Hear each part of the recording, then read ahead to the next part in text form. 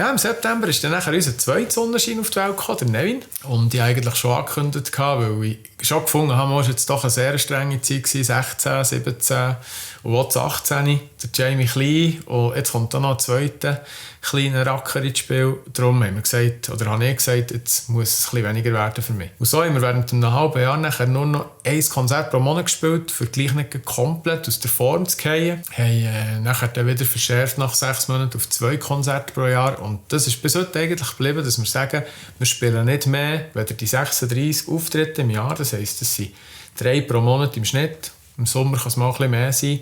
Einfach, dass man die kurze Zeit, wo die Kinder klein sind, dass man die auch geniessen kann.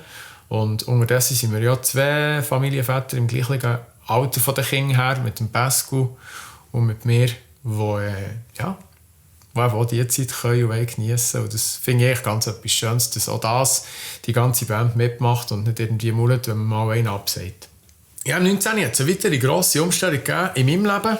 Ich habe nämlich in der Bude, wo ich bis dahin immer 80% gearbeitet habe ich reduziert auf die Hälfte, also auf 40%, noch 2 Tage in der Woche quasi ins normale industrielle Umfeld. Die anderen 40% habe ich mich selbstständig gemacht, und zwar eigentlich so als Booking-Agentur, aber auch grafisch habe ich so ein bisschen das eine oder andere machen für unseren dann zumaligen Produzent, für H2U.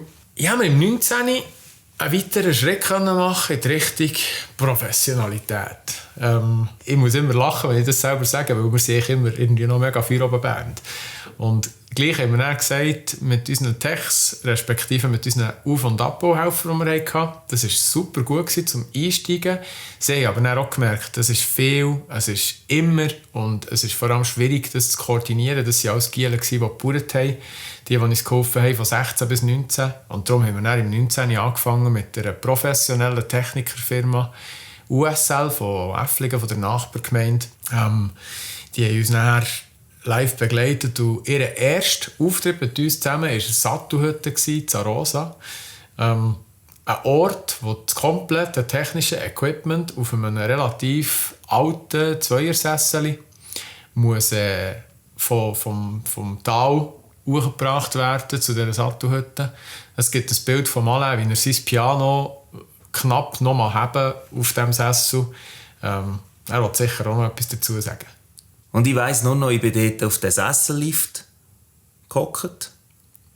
Und ich dachte, jetzt mache ich mir da eine gemütliche Fahrt bis dort rauf zu dieser Sattelhütte. Und da kommt einer von USL und drückt mir mein 20 Kilo schwere E-Piano so quer über den Schoss rein. So zack, Bügel zu, Sessellift. Fahrt ab. Mit dem Piano drauf. Ich konnte gar nichts mehr machen. Es ist einfach... Ja, das ist eine gefühlte Ewigkeit gegangen, bis wir endlich da oben waren. Also, ja, man muss sich vorstellen, man hat das Piano da auf dem Schoss, oder? Und rechts und links geht es einfach das Loch ab, oder? Und ich habe das Piano gehabt, also krampfhaft die Finger so angespannt und habe das Teil einfach so gehabt. Das Ding darf nicht runterfallen jetzt. Dementsprechend war die Erleichterung dann auch gross, als ich dann endlich da oben war.